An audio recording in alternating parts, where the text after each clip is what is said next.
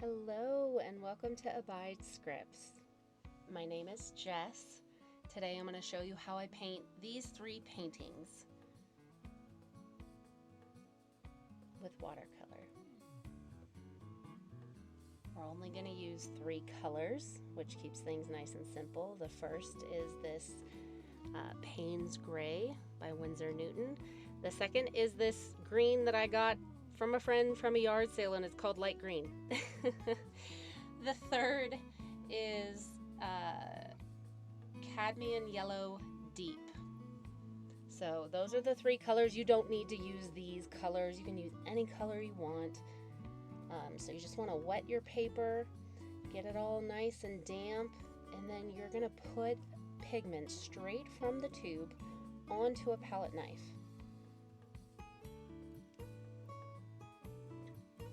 If you want to put more color, from one of your colors than from another, totally fine. I went kind of even with all of them.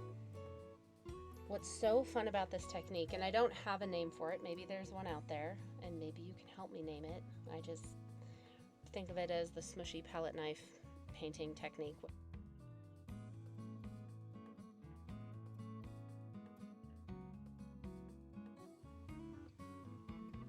So here's the smushy part. Are you ready? And smush. Look at that. That's all it takes. So now it's the decision-making time. Now I'm going to throw down a paper towel so that, because I'm about to add a whole bunch more water than what I had painted on the background before. I have this little sprayer guy, got this on Amazon. You could use water bottle, a hair sprayer. You could use all kinds of, anything that just sprays with a light mist would work.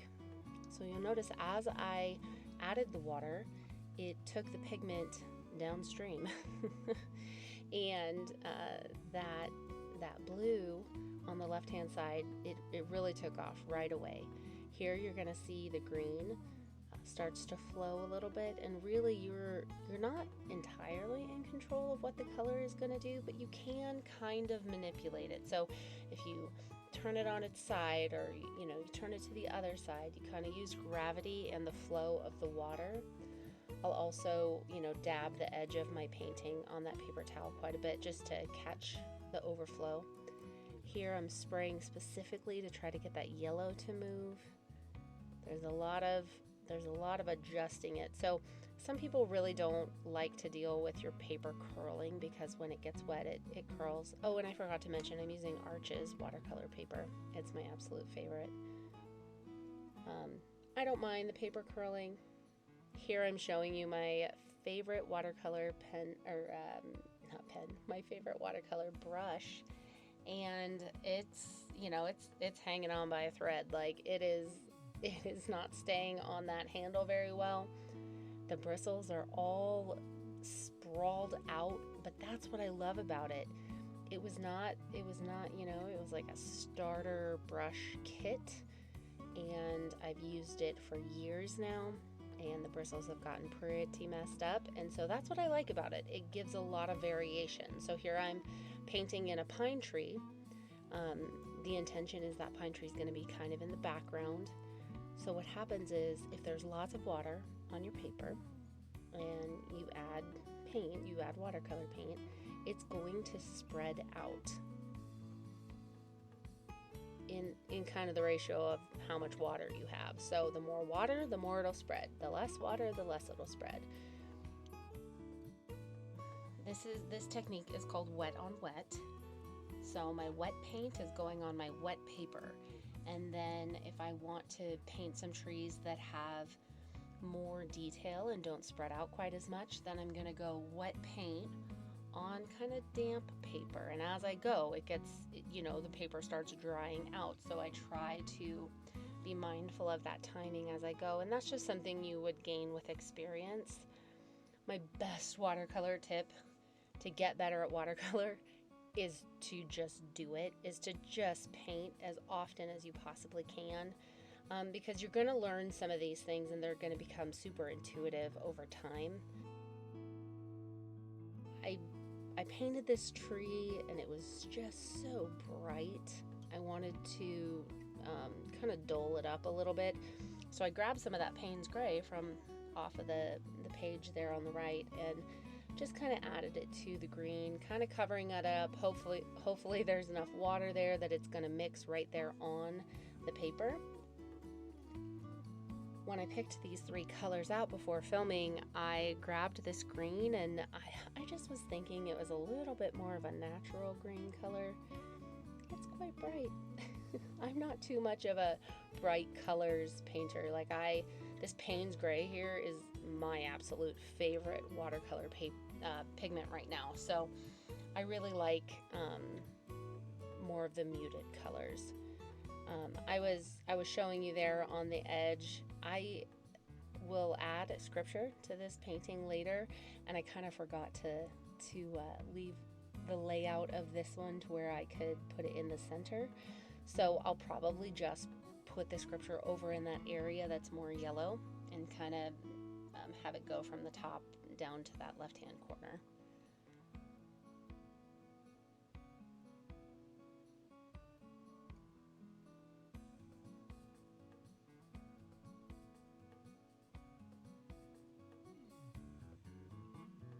Our eyes and our brain love an odd number of things. So you'll notice there that I've got 3 trees.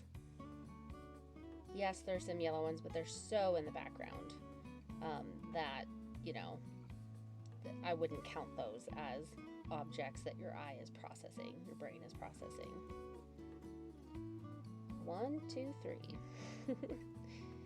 So I'm just going to set that aside for now because, like I had said, the next layer I'm going to want to do more wet on damp and less, less water in the background, but it just needs time to dry. So I really enjoy doing several paintings at once, and that way, I'm just not sitting around waiting, or I don't have to use a hair dryer to make the drying go faster. So here we go. We're going to smush again. And it's going to be different, right? Because the knife, the paint has been moved around on the knife, and it's going to be a surprise. So here I am wetting the page a second time. There are some artists that will wet the page, let it sit, wet the page 3 times. This girl doesn't have that kind of patience, but here we go. Smush. Smush again. So there we can see a whole lot more of that green color in the initial smushing.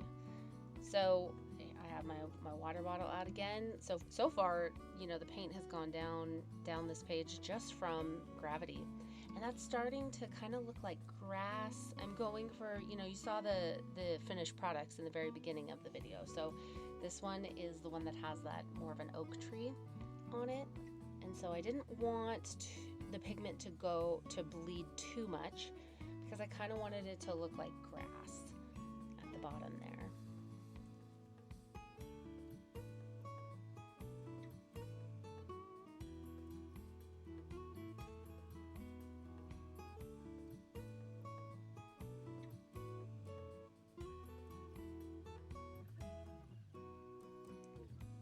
Oops.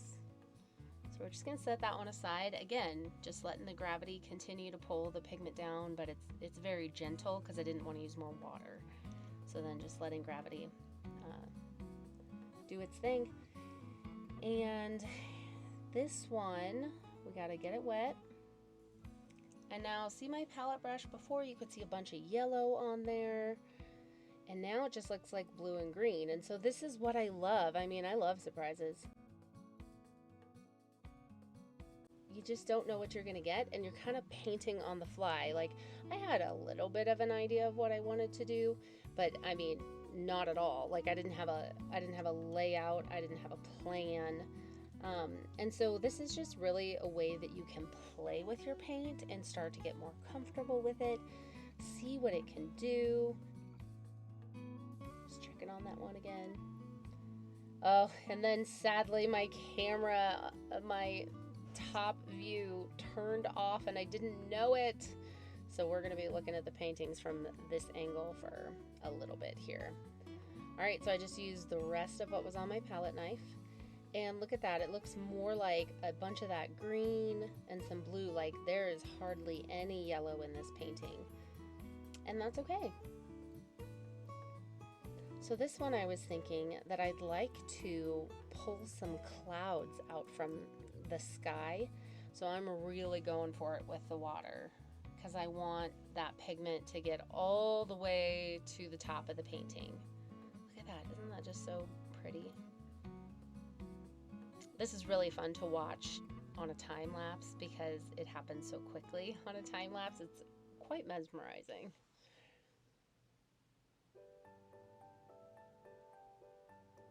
So there's still quite a bit of paint up there at the top. Give it some more water, see if we can get some more motion. Oh yeah, look at all that paint coming down.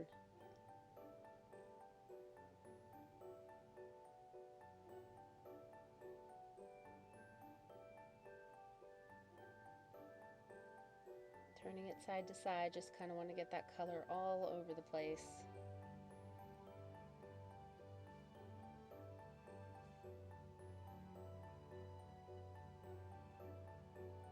You see me tapping that excess water. See how it's kind of pooling?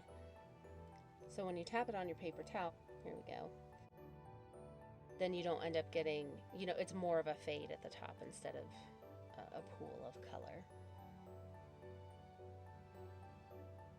I have a friend in Kentucky who has the most beautiful oak tree. I loved to sit on her porch and just enjoy it. The shape of it, the leaves, when the wind blew.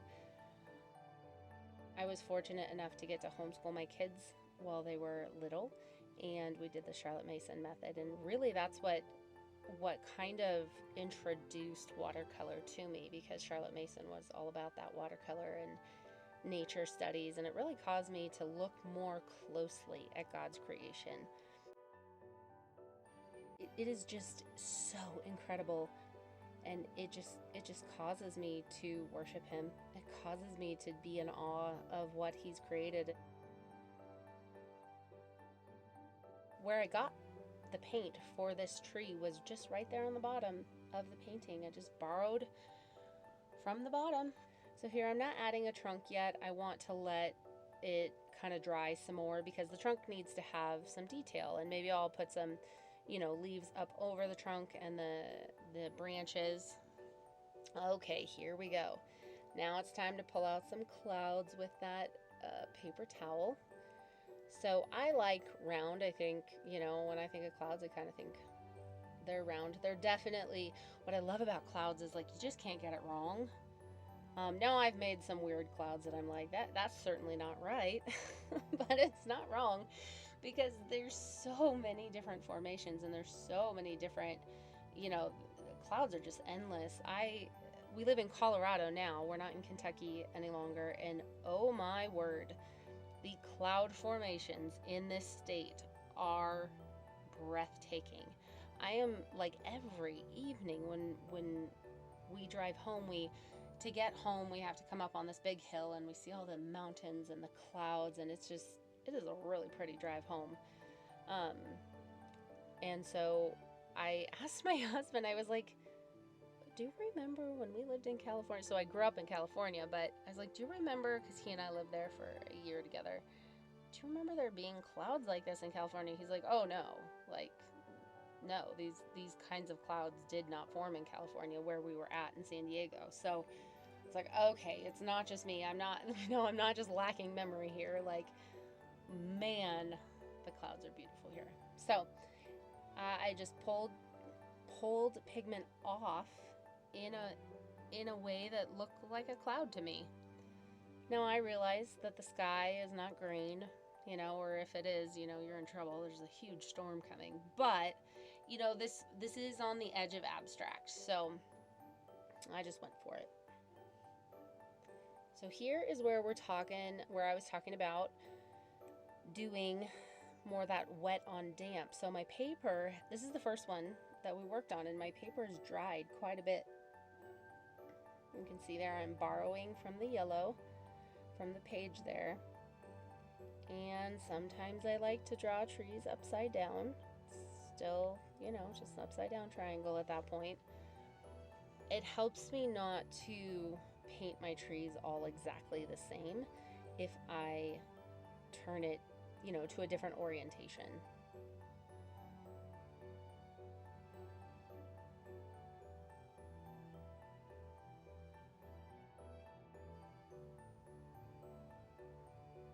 So some of that Payne's Gray had gotten in there. It wasn't like what I was planning on, but I didn't hate it at the very end. There are times with painting where I'm like, wow, this is really ugly. I hate it.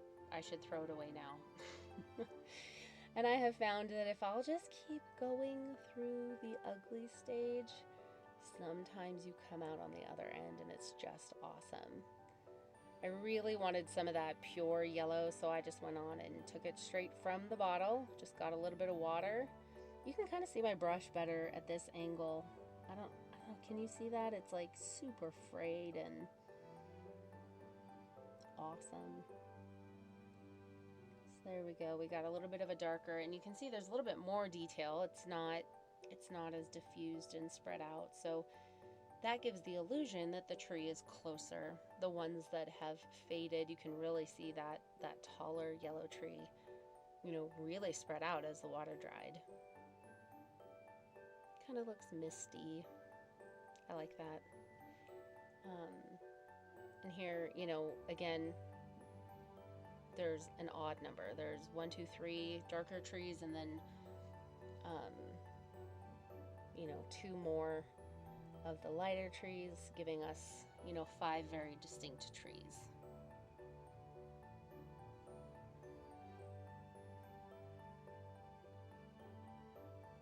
All right, who's next? The clouds. The clouds in the green sky.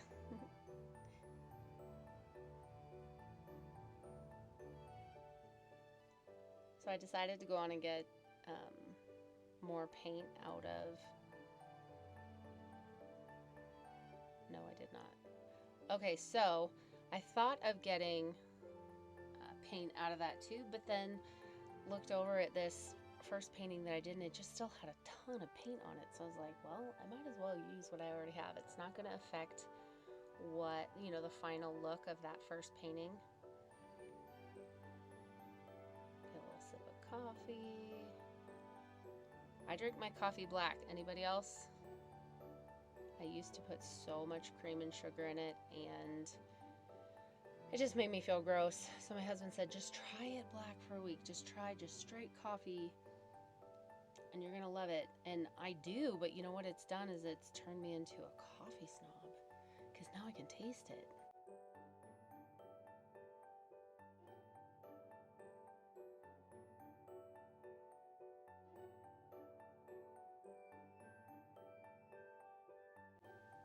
All right, so because the background has dried so much, you can see there's a little bit more detail there at the top, but see at the bottom, even though it's getting kind of cut off because of the darn angle, it's diffusing there at the bottom because it's more wet in that particular area. So it really matters how much water is on your page. Some of those spots were a little dark on that first one, so I just picked them up and just put them on the second one. And like I said, the more you do it, the more this just becomes natural. Like, oh, that looks a little too heavy on that side. I'm going to grab it and put it over here. It really does come with practice and time put in. My goal right now is to paint or script something every day. Not hitting the goal every day, but it is the goal.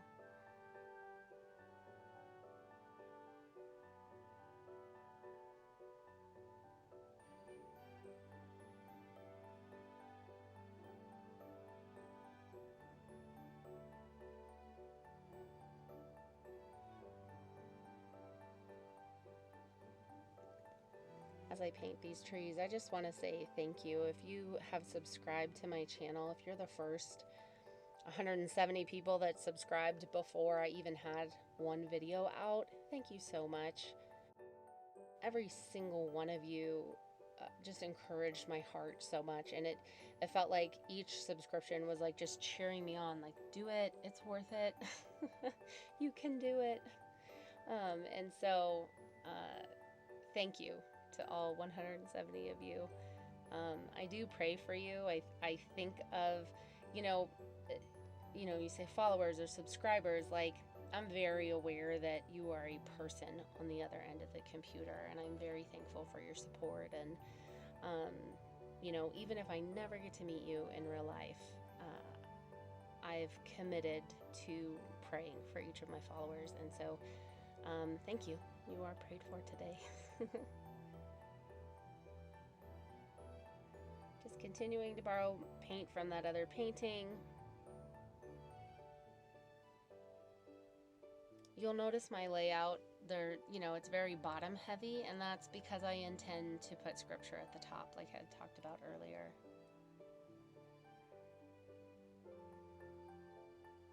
So I kind of like to just draw a line to give myself a guideline. It doesn't have to be perfectly straight. Most things in creation aren't. I think very naturally we tend towards trying to make it straight or trying to make it exact or orderly or whatnot. And so I really had to actually train myself to not do that, which is why, earlier you saw I flip the page upside down, or I, try to come at it from a different angle.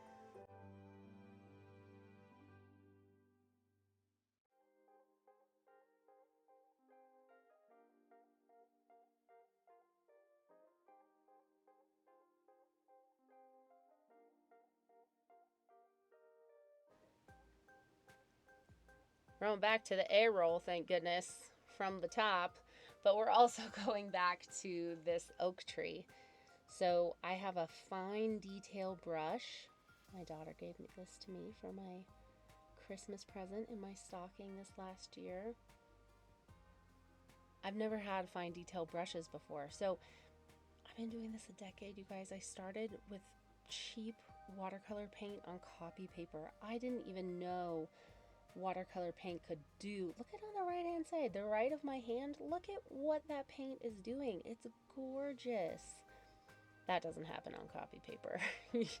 You need a little bit higher quality paper for that. And I would encourage you, you don't need super fancy brushes. You don't really even need super fancy paints. You could go like student level for your paints, but if you're gonna spend money in one area, I would encourage you to get a higher quality paper that's 100% cotton.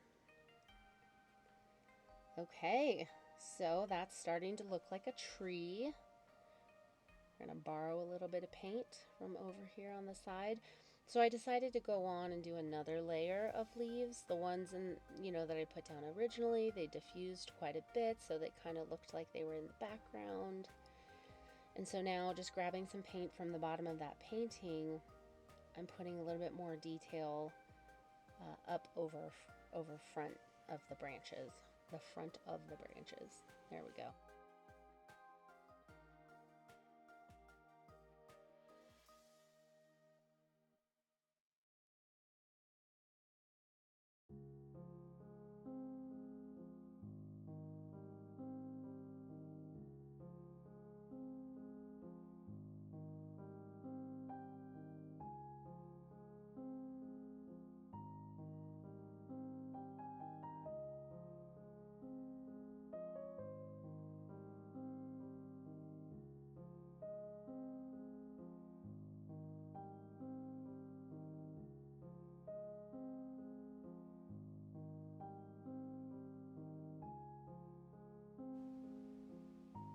All right, so that tree's starting to look like it's coming together. I'm enjoying the product of it at this point. Look at all that yellow just kind of coming up, like sporadically in the grass there. Isn't that so pretty? In my next video, I will show you how I script Bible verses over my paintings. So we'll use these backgrounds. Hopefully I won't misspell. And we'll show you the second half of my process. Now, you don't have to put words over your watercolor painting.